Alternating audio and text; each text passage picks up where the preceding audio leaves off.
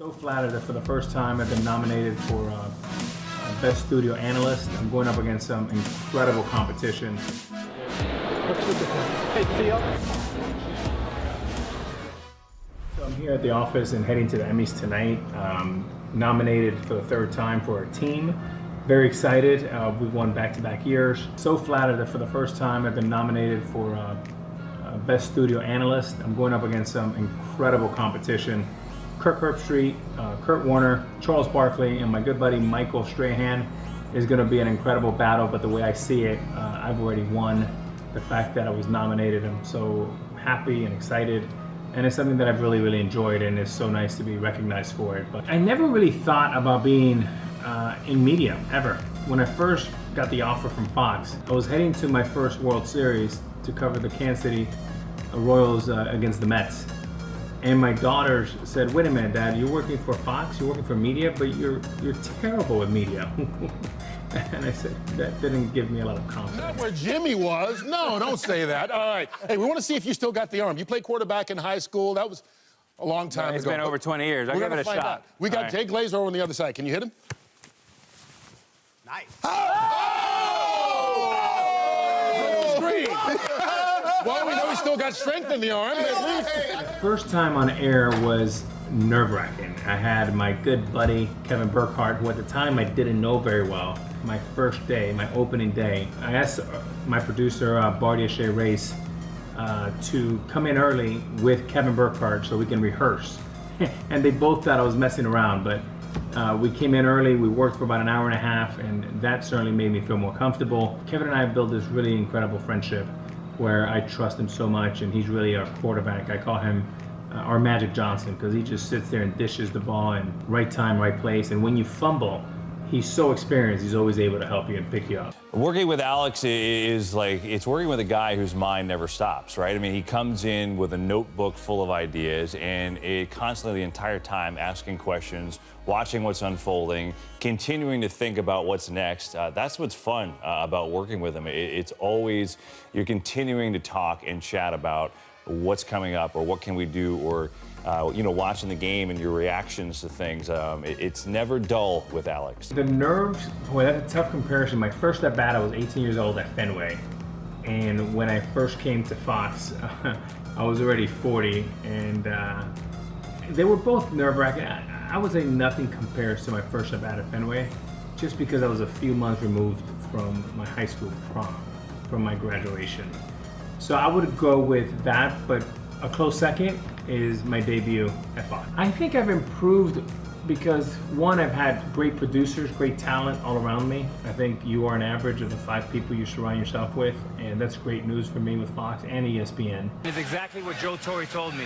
You think small, trust your teammates, and big things will happen. I'm hoping Cespedes does that. You know, it's every kid's dream to play in a Game 7 in the World Series. I remember in 2004, I was nervous and anxious the night before. You couldn't eat on the game day. There's really an opportunity for the best pitcher of our generation to define and cement his legacy, and it's a defining moment. So if you're a guy like Big Papi or Bellinger, Right. this is not a fun matchup. Why? Because if you pause at the top, this is what I'm looking at, which is not fun. That first year, we just had incredible chemistry. And every show, it felt like a Friends sitcom. Like you were missing something if you weren't there. They love you, Alex. You're big in Chicago, just like Frank. Hey, Rod Chase. Where's the towel? It's beautiful. It's beautiful. Red flag, red flag. Now it's going to go crazy. The chemistry between Kevin, Pete, Frank, myself, we were like this 4 horsemen, and it was just the perfect mix. And Pete was just out of his mind. I love him to pieces. He's I've never met anyone that loves baseball as much as Pete. Let me tell you about playing in the World Series. Okay, I'll give you a little hint about this. The 3 greatest days of my baseball life was winning the World Series. The 3 worst days of my baseball life was losing the World Series. That's what a World Series means to a player. I think I've improved over time with repetition. Everyone talks about reps. It's true. The more reps you do, the more comfortable you get, and then you start finding your personality, in front of the camera. hey, he's grown a ton as an analyst. I mean, he was really, really good when he first started out. But I mean, remember, he's coming in here and his first time, and he was, still a player, right? And he comes in and he didn't know where to look or exactly how to stand or how to move his shoulders and simple TV things that you wouldn't know if you've never done it. And now he's the ultimate polished pro who's up for an Emmy Award. I mean, it's amazing in just a couple of years, too, how quickly it's come for him.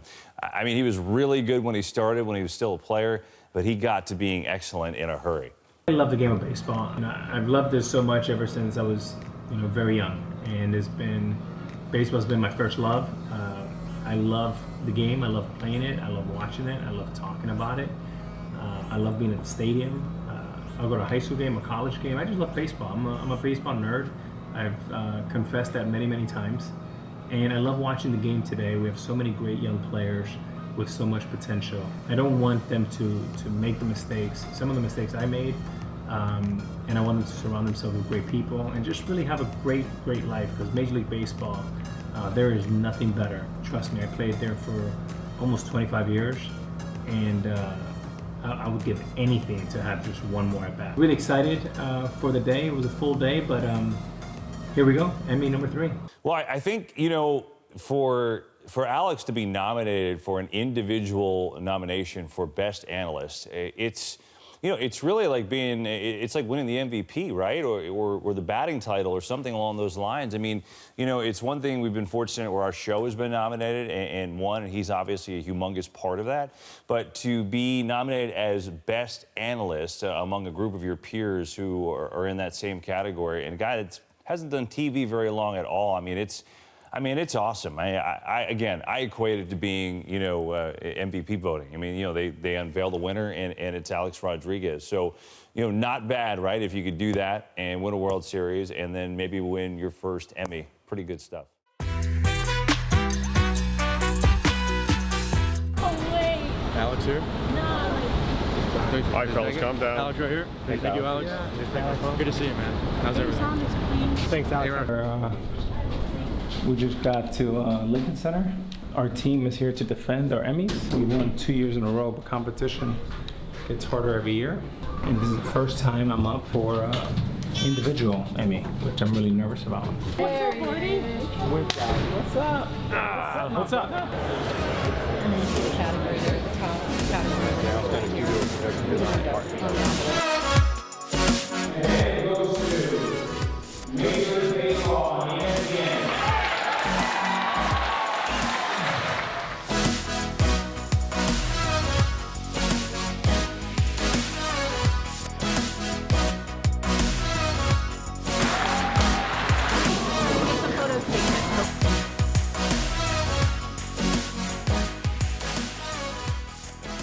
So here we are. I was just with Michael Strahan, and we championed 4 Emmy winners. Really cool to see people come up, accept their trophy, give their speech, and it's so cool to see winners who have put so much time and effort and have left it all out there, many for 25, 30 years. And to see them win, it's extraordinary. And it was fun to do it with Michael, my good buddy. And now we're up for our team. Our team is at Fox, is up to defend their 2-time Emmy winner. And then I'm up for the first time as individual studio work. But there's 4 other great competitors, great talents. So either way, the fact that it was 1 of 5, I'm very excited about. And let's see what happens.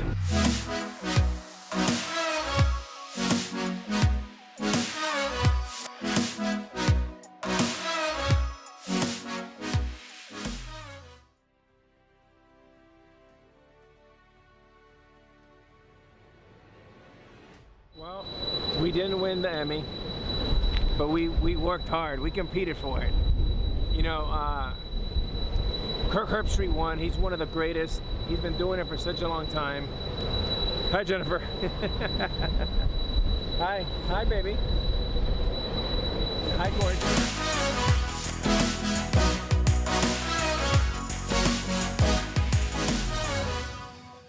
What will you take him out of the game? I want to know. Oh, they love you. They love you, A-Rod.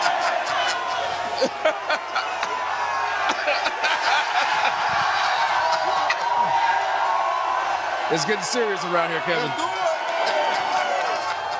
You know, there are some things, Frank, you never thought you'd see in life. I know. Alex waving a Red Sox pennant at Fenway. That's definitely one of them. Maybe we'll be in the Bronx next year. All right. What's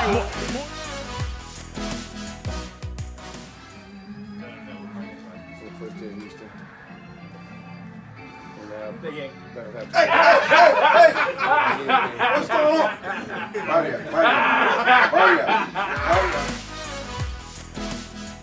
I struggled for a while, Kevin, and in 2009, you have to trust your teammates.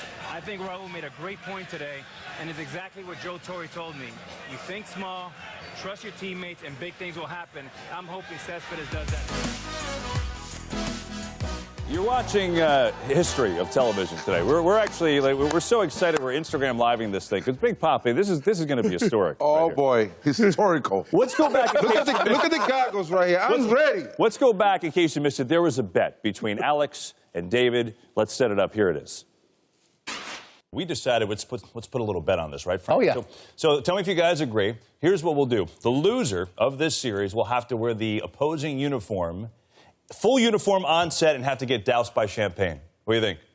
The loser. So He's size because he's the one wearing it. I like it. I'm going to call Robbie Kakuza and get a big a XXX for Big Papi. Well, we know who won that bet. Let's welcome in Alex Rodriguez, baby. Come on in, Aaron.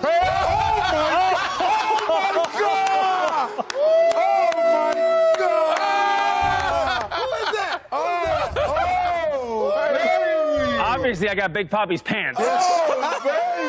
Pretty good in that. You know, I got to be honest. That's terrible. This should have happened in 04, I was but going it to say, didn't this happen. almost happened in 04. Almost. Hey, this is a man who pays his bet right here. All right. Oh, my goodness. Hey, Kevin, I bet you he wouldn't have done this if he would have lost. You're right. I would have. All right, well, here's the moment. Here's the moment we're waiting for. Let's walk over to the champagne. The Red Sox have won the series. This is unbelievable. Yeah, baby. Caroline.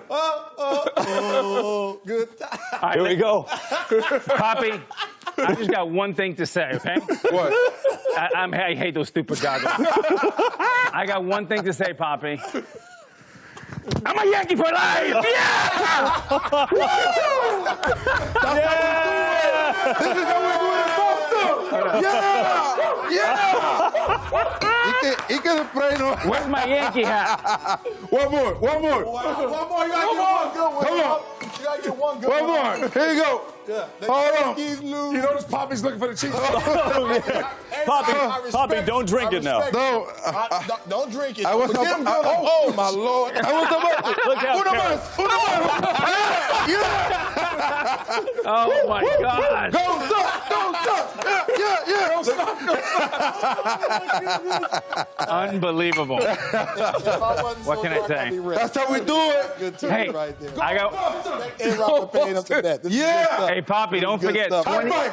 Come on, let's go. 27 times world champs, baby. For the cheap champagne, you don't drink the good stuff. 27 times You world better man champs. than me. Oh, I would have done We're proud that. of you, A-Rod. We're I proud have- of you, though, We are baby. coming back. I've seen a lot of things, but that is here it is, the replay. Oh, my God. Amazing. Peace. You guys got it. Alex, you are a good man. You are a man of your word. Right there. How about that? He paid up. Poppy, how did it feel? How did He's it a good feel? man. Poppy, you'll going never to drink the see it. champagne. We're out. See you tomorrow. You are a good man, brother. Good job for paying up, brother. Hey, we like That's awesome.